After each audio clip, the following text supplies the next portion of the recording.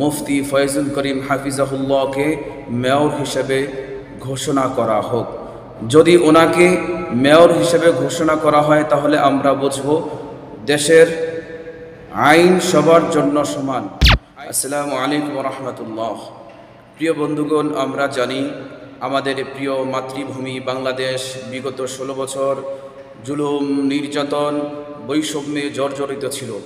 অবশেষে 24শে গণ অভ্যুত্থানে ছাত্র জনতার রক্ত এবং জীবনের বিনিময়ে সেই বৈষম্য দূর করে একটা বৈষম্যমুক্ত রাষ্ট্র গঠন করতে আমরা অনেকটা এগিয়ে গিয়েছি, আলহামদুলিল্লাহ।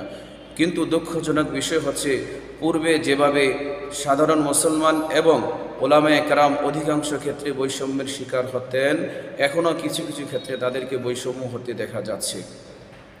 যদি দেশ বৈষম্যমুক্ত হয়ে থাকে তাহলে আমাদের প্রাণের দাবি হচ্ছে বৈষম্যমুক্ত রাষ্ট্র গঠন করার জন্য বরিশাল সিটিতে মাননীয় মুফতি ফয়জুল করিম হাফিজাহুল্লাহকে মেয়র হিসেবে ঘোষণা করা হোক। যদি ওনাকে মেয়র হিসেবে ঘোষণা করা হয় তাহলে আমরা বুঝব দেশের আইন সবার জন্য সমান, আইনের দৃষ্টিতে সবাই সমান এবং বৈষম্যমুক্ত যে স্বপ্ন আমাদের ছিল সেই স্বপ্নে আমরা এগিয়ে যাচ্ছি।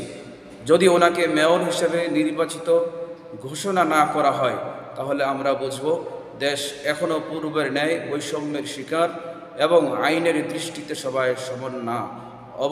অবশ্যই আমরা চাই আমাদের রাষ্ট্র বৈষম্যমুক্ত একটা রাষ্ট্র গঠন হোক।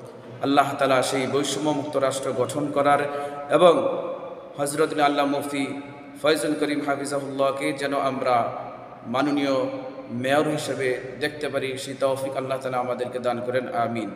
আসসালামু আলাইকুম ওয়া রাহমাতুল্লাহি ওয়া বারাকাতুহু।